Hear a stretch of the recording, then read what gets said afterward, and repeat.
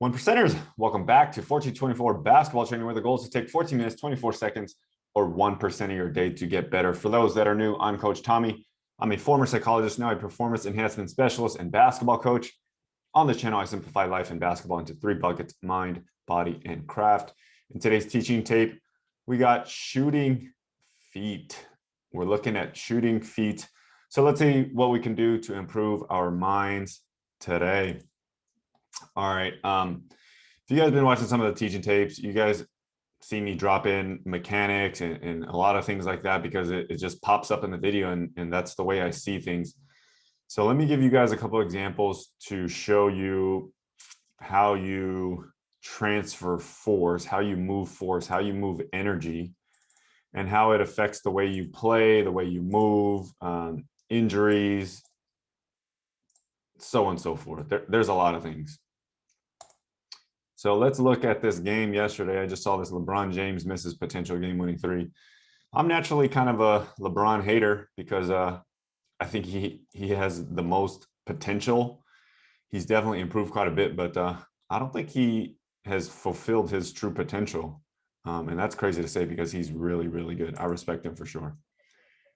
But LeBron's not really, he's not a clutch player. He's not a clutch shooter. It's just not his brand, I guess. He's, like I said, he's more of a playmaker. So he's really good at the playmaking role. So when it comes game winning out, I don't really think he's going to make it. So that's a side note. So here we go. So the way he jumps on his jumpers, okay. The way he jumps on his jumpers, I want you guys to notice the way his feet are pointing. Okay, so his feet, I talk about having your feet intersect, and that's a better way to jump to get energy easier. His feet, one is going that way and one is going this way. So they don't intersect. So this requires a different mechanism, a way to distribute force for someone to elevate. I won't get into the details, but this is not the best way. It's the reverse way. And so if you're going reverse, you're putting your energy in reverse to try to go up. It's going to be very difficult. Okay. You can definitely overcome it and you can do it. It's just not the recommended way if you're going to do jump shots or something repetitive, thousands and thousands, hundreds of thousands of times. Okay. So that's one instance. Let's see him do it again here. Okay. So he gets this inbound. They give it right back to him. 5 seconds left. Game-wise, it's not a bad shot. He's open. It's makeable for LeBron. 1 foot goes this way, 1 foot goes this way. LeBron has super freakish genetics, one indestructible leg. His left leg is the elite, most elite leg ever. Okay, so his left leg is the good leg. His right leg is the one that gets injured, the one that gets banged up. If he's hurting anything, I guarantee most of the stuff is going to be originating from this right ankle, knee, hip, up that side. Okay, so when you jump like this, there's many players that do this. Okay, he's not the only one.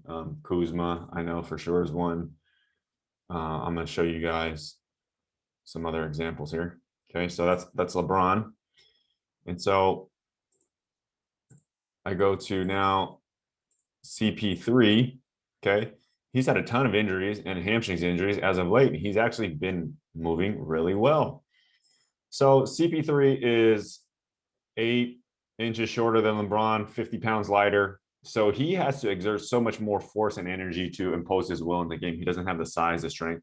So he has to move better. He's more reliant on speed, change of level, change of direction. So his mechanics are going to be much more important because he can't rely on brute strength very much. So here he is coming into a jumper, and you see how his feet are intersecting. And so with his feet intersecting, and so with his feet intersecting now, okay, it doesn't have to be a crazy intersection, but just enough. Okay, so if I extended these lines, okay, they would intersect there, and that energy would come up. Okay, your feet would intersect, and then lifting through your balls of your feet and your toes would drive your energy up. So that stops him from drifting forward, twisting, or anything excessive. So that's Chris Paul. And when you see him move, you just naturally think, wow, Chris Paul moves a lot better than LeBron. LeBron looks stiff. Okay, the only time LeBron doesn't look stiff is when he's in a full court run, about to take off for a left-handed or right-handed left foot dunk. So Chris Paul flowing smoothly into it, and there you see his feet. Okay, so that's one example. Here's another example of Chris Paul. See, here's another example. Okay. Just that slight little internal rotation of that right foot.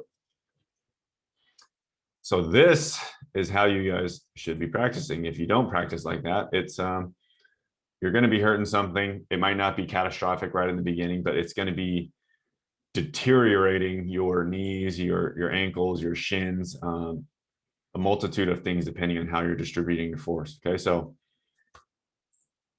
that's Chris Paul. Let's look at it again, just full speed for you guys.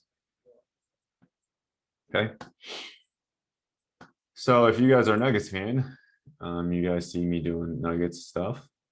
So here's some stuff on MPJ.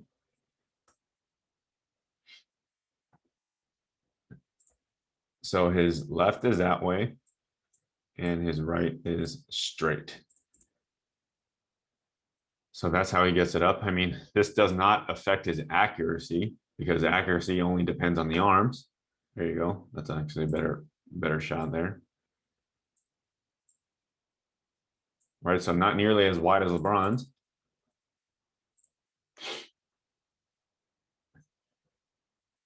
Let's see him down here.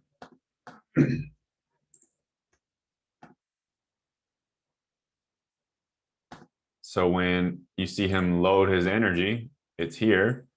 And so without getting too crazy into the details, your ankle will collapse to the inside. So his left ankle is collapsing to the inside. And then so he's going to have to rotate his energy this way versus rotating it that way. Oh, but that's what I'm seeing. Okay, so this thing is not that damaging because a small level bounce like this is not going to kill you.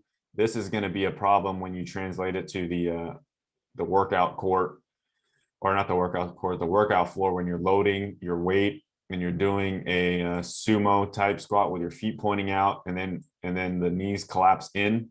So when you're loading a lot of weight, you see LeBron James do it. You see a lot of guys do it. I definitely don't recommend you guys working out with a wide base, holding something heavy in the middle of your body, and having your knees or ankles collapse in to lift that weight, because it will create bad movement patterns, and it will lead to injury down the road.